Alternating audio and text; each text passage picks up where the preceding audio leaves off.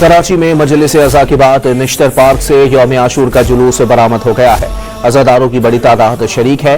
शुरका Tibet centre M A जना road पर नमाज ज़ोहरैन अदा करेंगे। मज़ीद जानते हैं डॉन न्यूज़ के नुमाइंदे मोहम्मद बिलाल से। बिलाल, बताइएगा।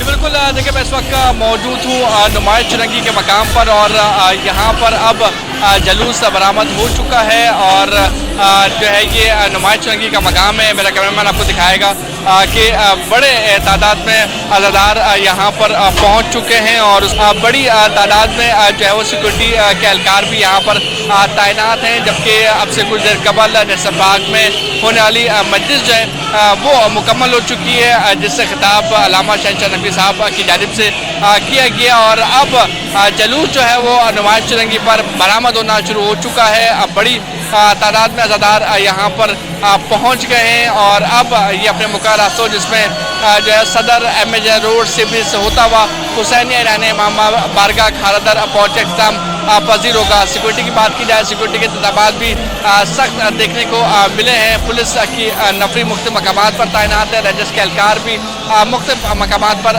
तैनात दिखाई दिए, जबकि बम डिस्पोजल स्क्वाड भी मुख्तलिफ मकामात पर चेकिंग कर रहा है। जलूस के आगे भी जो है वो बम डिस्पोजल स्क्वाड मौजूद रहेगा, जबकि तिब्बत सेंटर के मकाम पर नमाज ज़ोहरैन अदा की जाएगी। बहुत शुक्रिया बिलाल।